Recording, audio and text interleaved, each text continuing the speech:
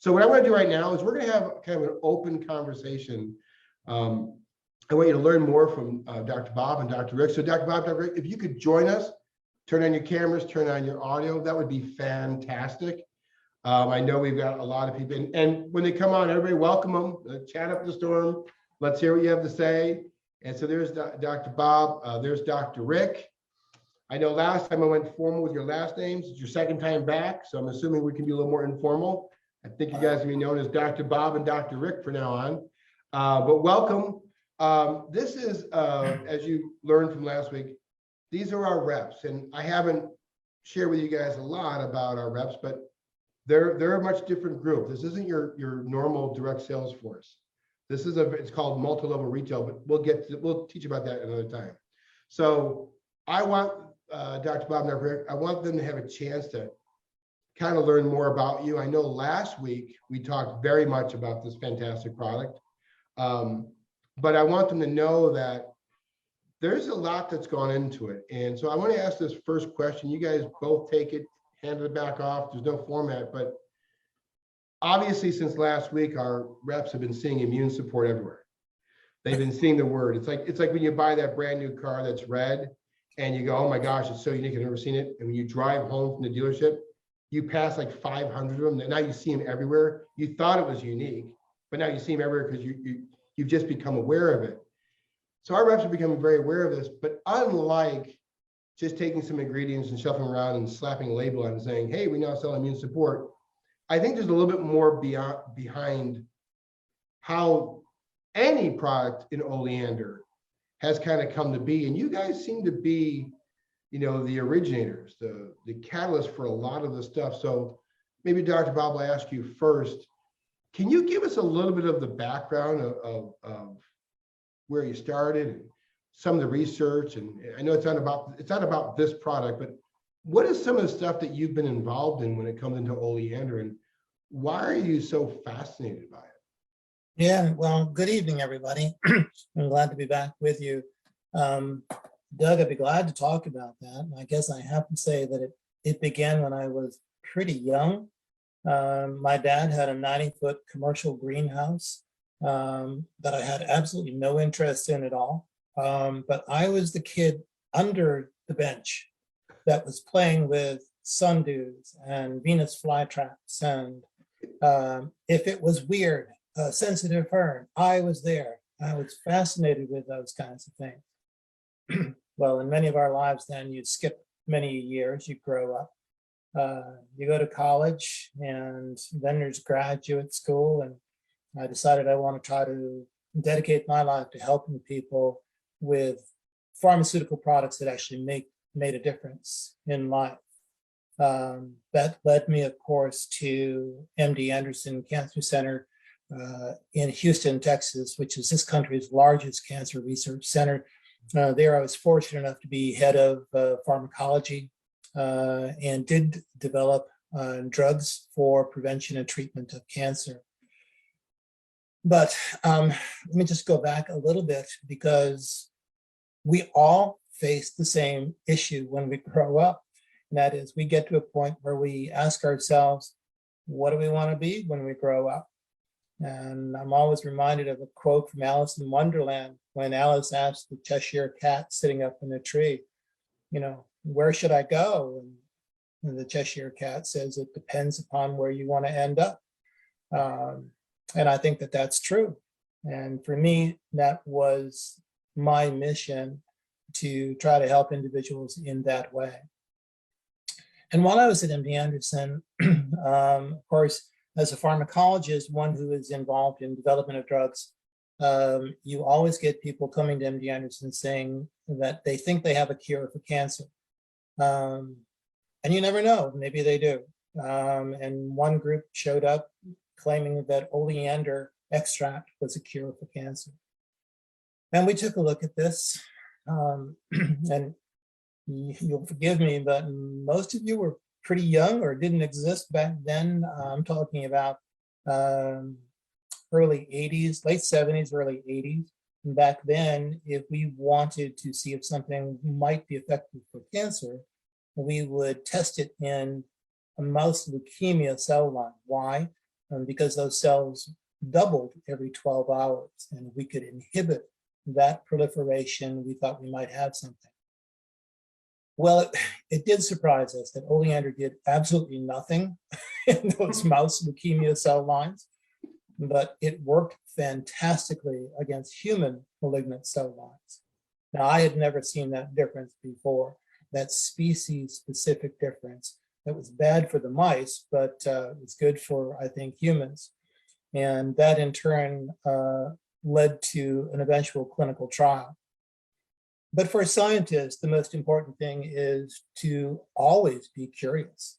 And it is not, being a scientist is not running down the hall yelling Eureka. That's nice in movies. It's not true. The most important phrase for scientists is, well, that's curious, or that's interesting, to come up with a hypothesis and see why certain things occur in life. And there's a certain thrill in knowing that you're going to be the first person to maybe understand that concept better than anybody else. So I still have that. I'm not in my 20s anymore, but we're still working on this. And that was really the beginning of our research with Oleander. Now, I fully expected that that research would lead to a few publications and then I'd go on to other things. But, you know, there has been something about Oleander that has always led me on to something else. So we did our clinical trials at MD Anderson, both phase 1 and phase 2, FDA approved IND, investigational new drug trials in patients with cancer. And we're still doing research with cancer. Now we are working with an international team in Italy on brain cancer. Why is that a passion of mine? Well, my laboratory at MD Anderson, in order to get to it every day, I had to walk by the pediatric oncology ward. And if you ever want to see something that would give you purpose in life, it is to see young children with cancer through no fault of their own. You knew that some of them they were going to have a hard time, but it really tug at your heartstrings and make you want to work all that much harder. But it was also at MD Anderson that, like other faculty, you sit down and you talk about with other scientists, like, well, what are you doing? What have you found out? You know, what's cool and exciting over a cup of coffee. And one day I happened to talk with a colleague of mine who was working with HIV, human immunodeficiency virus, which was sort of new at the time. It was devastating. We didn't understand it as a virus. I knew nothing about viruses. And he asked me what I was doing. And I said, I was doing some really cool research with Oleander as an anti-cancer drug. And I suggested that he throw it into his system just to see what happens. I know that doesn't sound very sophisticated, but it's kind of like, yeah, we got this really cool thing. And he came back to me a week later and he said, I've got bad news for you. It doesn't do anything to inhibit HIV. And I said, well, it was worthwhile working with. He said, no, but wait. He said, all the progeny virus were not infected. And I said, well, let me understand this. We treated the cells that were infected with the virus, and when those viruses were shed out of that cell to try and infect new cells, those viruses were not infective anymore. He said, that's true. And we did more research on that. We understood why.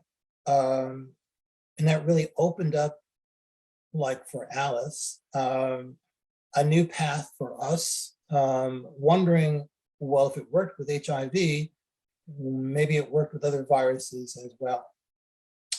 And we did a lot of research, including work with the US Army on some devastating viruses like Ebola. I worked with the Centers for Disease Control on viruses. And we have published a lot of this. It's all open access. You can read about this research. It's freely available. And if you ever have trouble getting a hold of those publications, you let us know. They're available on our website. And we can get them for you, but you can freely look them up. That led to other studies with Southern Methodist University. And as I said, now we are working with other viruses and publish, and then when the whole world changed with SARS-CoV-2, otherwise leading to COVID-19, we worked with one of the world's best virus centers in Texas and showed that it too was effective against that particular virus in vitro. And then we showed that it was effective in an animal model of COVID-19 as well. So we've become quite versed in antiviral activities. These are occurring at doses and concentrations of oleandrin that are lower than that needed to treat cancer. But we also came across some concepts and developed a hypothesis, and that curiosity that we have as scientists led to a question, which is, why are concentrations and doses of oleandrin in our extract able to do what they do with viruses? Because the levels are really so low. And that led, of course, to the fact, and we and many others have come up with this hypothesis, that COVID-19 is deadly in individuals whose immune systems are not functioning very well. And this occurs in individuals as they get older, quite naturally. It occurs in people who have other kinds of illnesses or compromised lung function, who may be immunocompromised for other reasons. And our hypothesis was that part of the good activity against viruses lay in the ability of oleandrin to stimulate the innate immune system. Now, again, last week I pointed out the difference in immune systems. There's two of them, and one of them you're already familiar with. Vaccines lead to the production of antibodies, which target specific proteins on virus and help eliminate that. But it's really the innate immune system. I called this last week your first responder. I think that's a good term to think about this, because if you don't have first responders who are ready, willing, and able to help defend against everything that tries to attack you on a daily basis, and be it a splinter, a bee sting, a virus, a bacteria, you name it, then you're in deep, serious trouble. And the innate immune system, again, is not a single organ like a heart or a lung. It is a complex series of interrelated cells that need to work together to mount really a ballet of cellular interactions and proteins to provide us with a really healthy defensive maneuver, which in turn leads to, in many cases, elimination of that threat. And one way to make sure that we have an optimal innate immune system is with oleandrin and extracts that contain this. Now, I'm excited because this research is brand new. We have data that support this, otherwise I wouldn't be talking about it, nor would Dr. Matos. But it is part of an ongoing scientific investigation. And we're bringing this research to you as quickly as we can. There's more going on as we speak, and I fully expect for this to go on probably the rest of the year. But there's no reason to wait. This product is something that we have seen works, helping individuals. We're even exploring in other areas with commercial animals. So it's got quite a bright future, and I'm glad that you're participating and a part of it as well. The final comment, as a pharmacologist, and Dr. Matos can comment on this too. I started off by saying that our initial research was with cancer, fairly high concentrations of oleandrin, less so for antiviral activity, and even less than that for support of the innate immune system. So in terms of safety, it's probably as safe as water at these very low concentrations.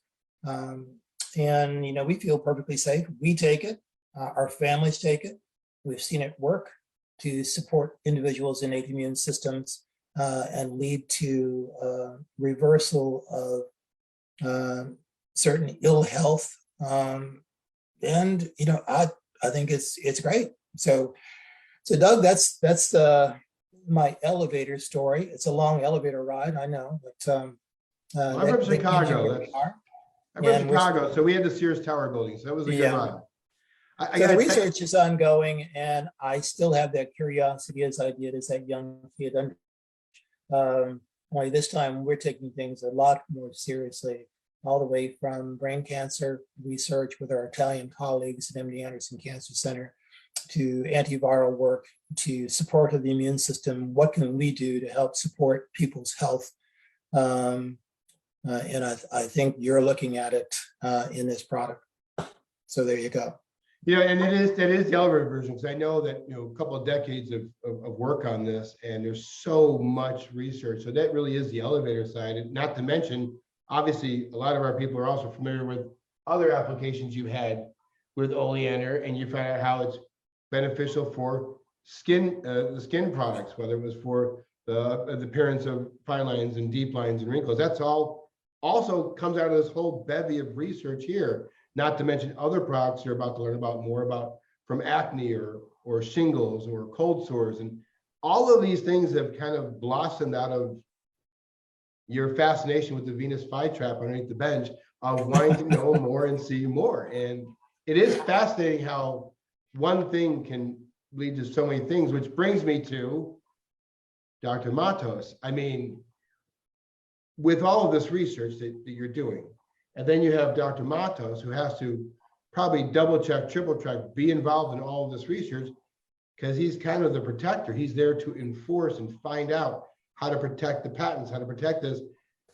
Dr. Matos, if you wouldn't mind telling us a little bit about your journey, how many patents, and obviously it must seem to be a very important thing. I heard something like over 200 patents around the Oleander that you've spearheaded and been around. You obviously must be pretty passionate about Oleander and this thing. So I'm not sure how far back I should go in my story, but there is a connection. And it's funny because Bob and I, we come from very different backgrounds, but very, very similar ways of being in our life. So back almost 20 years ago, when I first met Bob and Phoenix, they came to me because someone else had crafted a patent for them, and they were really displeased with the work that was being done. And they said, look, we got your name from another company. Hey, we would love for you to work with us. And as I've told you, some preliminary comments, I only work on stuff that I believe in. I have the luxury of God having given me this opportunity for this business, Innovar. And one of the things that I try to do is sort of follow the mission that I'm supposed to follow, which is work on things that I truly believe in. Don't waste the client's money. Don't waste anyone's time. If something is something that I do not believe in, I'll let them know. So when we had our first meeting, again, back about 20 years ago, I was kind of like, wow, this is going to be interesting because they're working strictly on our natural product. It wasn't a synthetic drug. I'm also a believer, although I haven't shared anything with you, Doug, yet. I'm a big believer in God's creation, frankly, that he provides in this world whatever it is we need. And because of that, when they came to me with the natural product, I thought, well, I'm going to learn some more about this. Sure enough, we gelled immediately. What was supposed to be like a 1-hour meeting turned into a full day meeting. Had to postpone my flight because we had so many things to talk about, and realized there's so many more things to talk about. And at that point, we were just talking about cancer.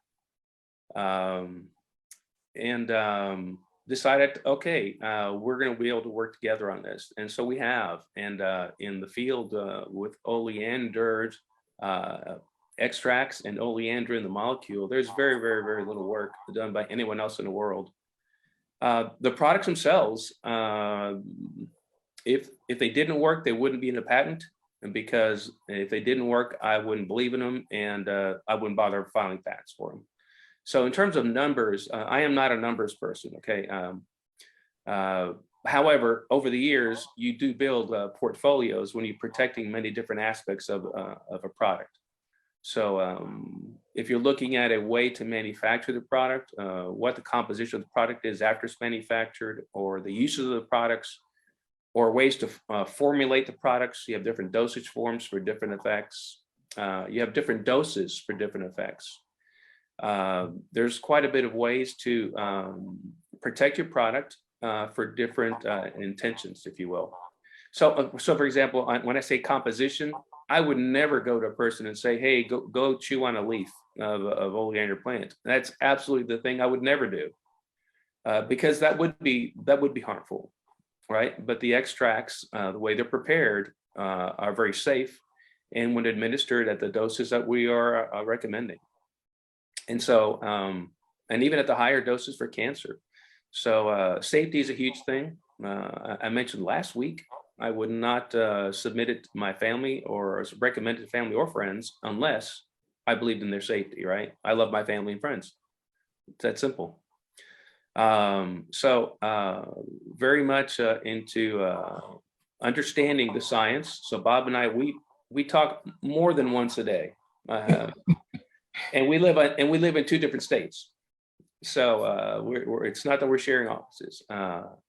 The number of patents, I think together with applications granted and patents granted and applications pending, it's up over 200 something. I'm not a numbers guy, so I don't keep track of that stuff.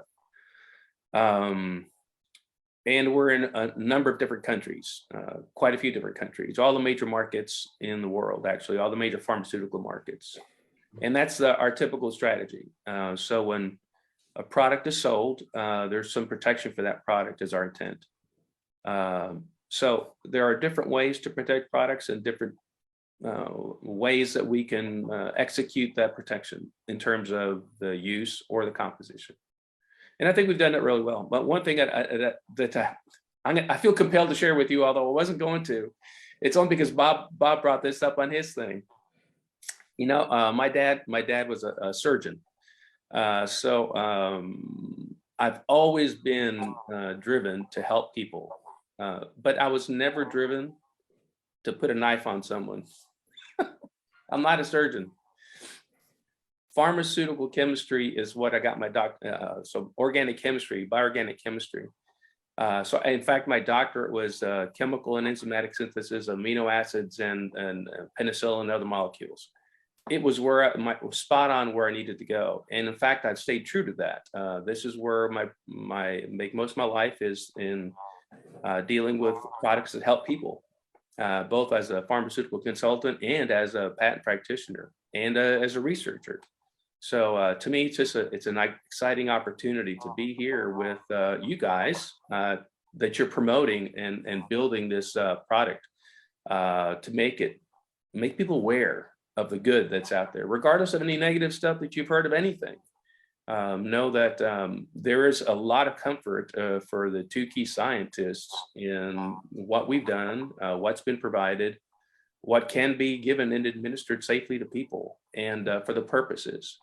As Bob mentioned, this is not a treatment, or it's not a cure, it's not a prevention. But at the doses we're talking about, it really is to help boost your immune system. And I would love to talk at some point, or Bob would, about the pro-inflammatory and the anti-inflammatory properties of oleandrin to tell you a little bit about why the immune system, its own impact on the immune system. But I'll leave it at that for now. Thank you, Doug. That's great. You guys, hang on. So I got a question for the people that are watching this. Obviously, we want them to get to know what you're just talking about, the anti-inflammatory, the pro-inflammatory. We'll be having little snippets for the people that gave you more fanatical about, oleander and a lot of your work you've done. But question for all of our reps that are looking at this. Look, we have a giver program. I mean, where you get to come in and get 12 of the bottles, so you can start giving this information and giving people a free try for 2 weeks of the product. Just by a show of response and this thing, how many of you are ready to be a giver of this mission? I mean, I just want to know, like, I mean, how many are ready just to become a giver of this mission? I mean, this is as you're seeing, it's more than a product, it's a mission.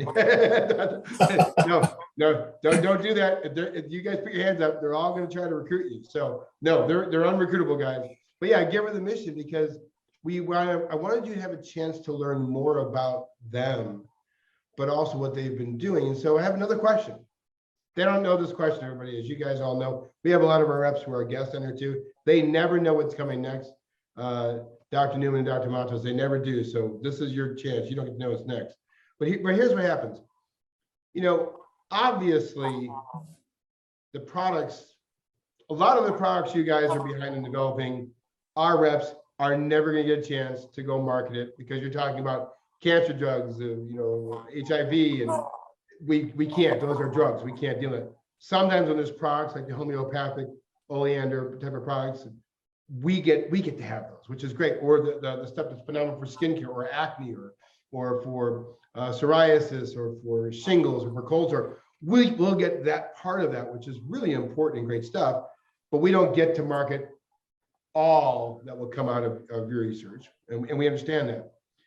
But here's the thing: as products become more popular, more known, the information is more known. What I'd like all of our reps to know, I'll just make the statement is, in order to get into this game, what we're talking about, in order to get into the Oleander 4X game, if you're like, man, a friend of mine showed me that they have this product and these doctors sounds good, you know what? I want to go replicate that. What they don't realize is because of the protector, Dr. Matos, you better not infringe on any of the patents. And because of all the decades of research that Dr. Newman is, maybe they can do it faster than you, Dr. Newman. Maybe it'll take them 15 years or 17 years. But we're talking about something that's not easy to get into. So it is important for our reps to know they're kind of in a non-compete space. I mean, they're in this alone. It's not like it's echinacea or it's acai berry where anybody can take it and throw it into a bottle. That's not the case when it comes to Oleandrin and this kind of stuff. So if you wouldn't mind, I mean, how difficult do you think it would be for somebody to get into the immune support, just the immune support Oleander game? Forget about cancer. How hard is that to do, Dr. Bob? Great question, Doug. And the answer is very hard. I'll tell you what's easy though. Anybody, Doug, you could go tomorrow and put together echinacea and elderberry and vitamin C and slap a label on there and you can sell it. And that's all good ingredients, and that's fine, and that's right. Absolutely. Right. Absolutely. Or you could spend $1 billion on a product like Airborne. It has always been my credo that if I'm going to be involved in promote a product, I want my own research to be behind it. That is so critically important.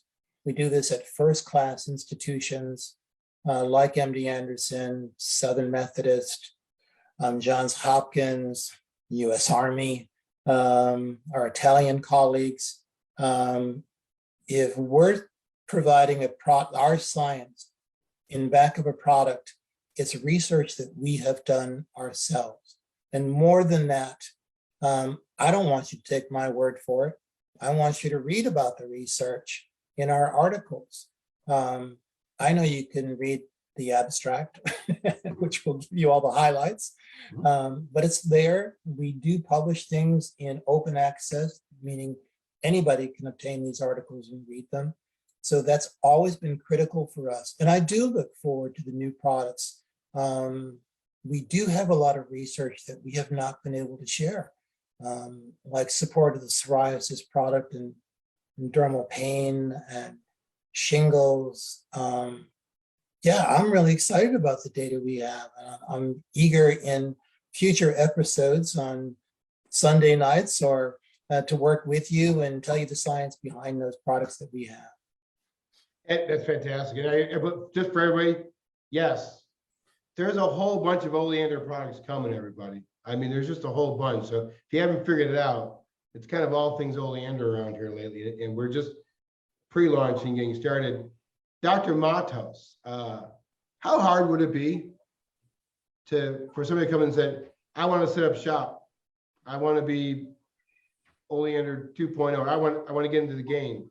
How hard is it to get around what you do? Yeah, that's a good question. As a patent practitioner, I'm never going to be the one to say, I've got this 100% bulletproof thing, because there is nothing that's 100% bulletproof. What I can tell you is this: we're really aggressive about protecting a product in as many different ways as possible. So it's a hard area to get into without stepping into one of our patents. That's awesome. That's awesome. And I'm not going to ask you, Dr. Bob, because obviously Dr. Matos already said he's the numbers guy. No, I'm just kidding. But at one point, we'll talk a little bit about how much money has actually been put into all this research. I mean, just to get us this, but don't answer that question. I'm not asking you to answer that question.